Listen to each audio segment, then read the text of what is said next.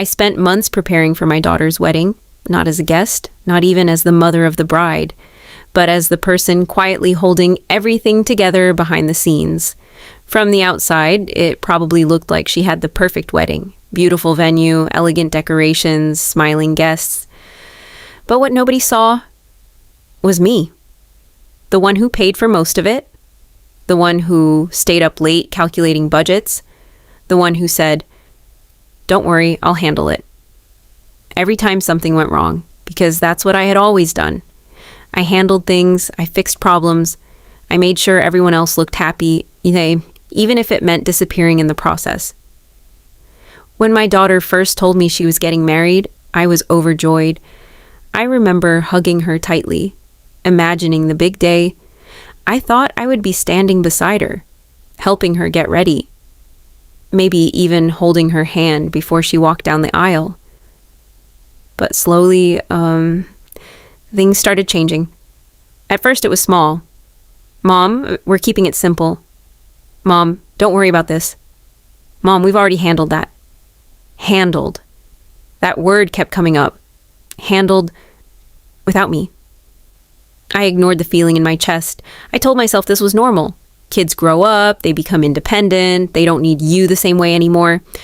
But deep down, I knew something else was happening. I just didn't want to admit it.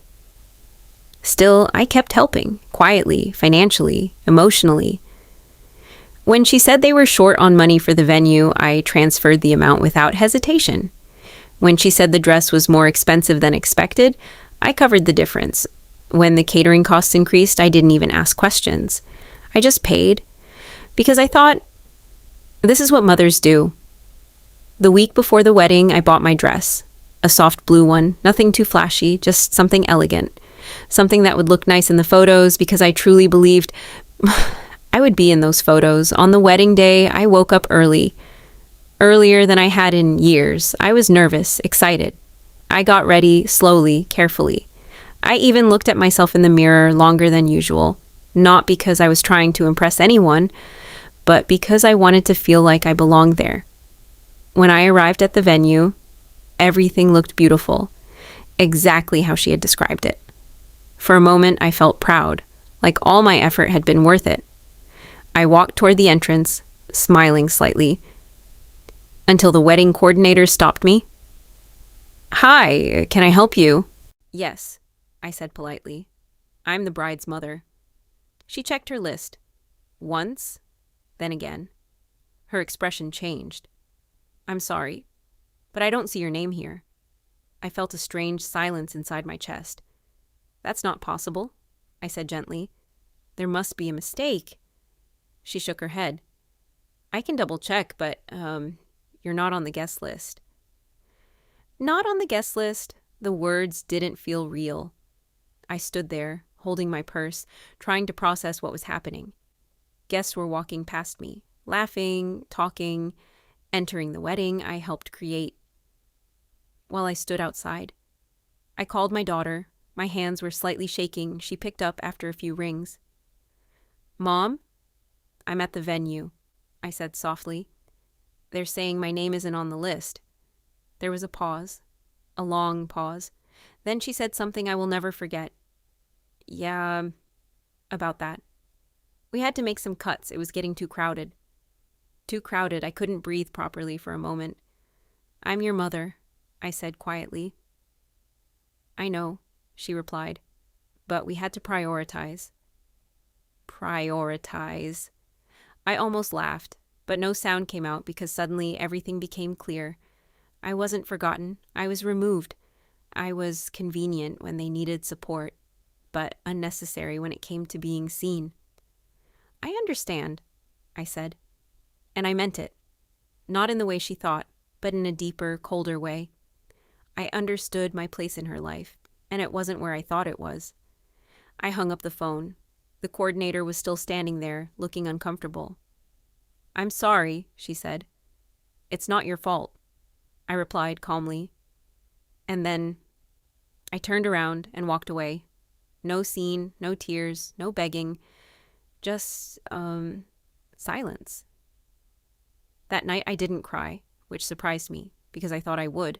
Instead, I felt empty, but also awake, like something inside me had finally opened its eyes after years of being ignored.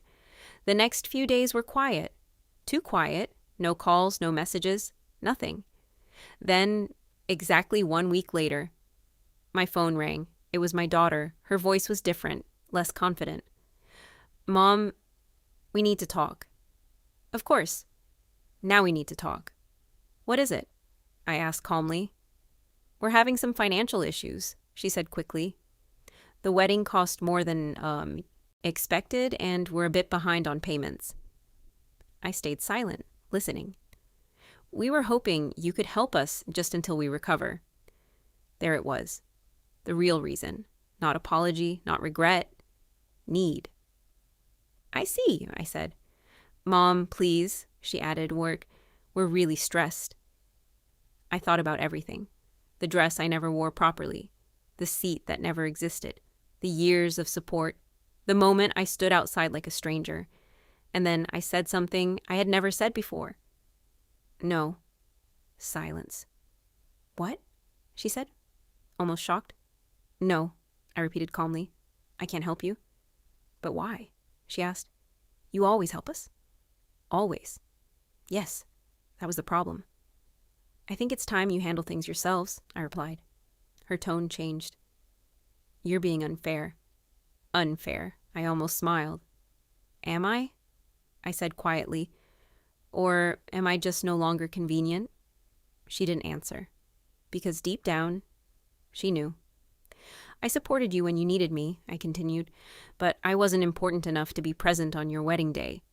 "That's not the same thing," she argued. "It is to me," I said. Another silence. Longer this time. Then she said something softer. "We didn't think it would hurt you this much." And that was the truth. They didn't think. Because they never had to. I was always there to absorb everything, but not anymore. "I hope things work out for you," I said gently. And I ended the call. Not angrily, not emotionally, just clearly. Weeks passed. Life became quieter, simpler. For the first time in years. My time belonged to me. I started doing small things again, walking in the park, calling old friends, reading books I had left unfinished. And slowly, I started feeling like myself again, not someone's backup plan, not someone's financial support. Just me. One afternoon, I looked at the wedding photos online. Everyone was smiling. Everything looked perfect. But I noticed something. There was a space, a missing presence, a gap that couldn't be filled with decorations or expensive setups. And for the first time, I didn't feel sad about it, because I realized something important. Being used feels like love, until you finally see it clearly. And once you see it, you can't go back.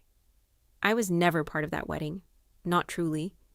I was just the one who made it possible, and now I was finally free from that role because I learned the hardest lesson of my life. You don't lose people when you stop giving. You discover who was only there to take.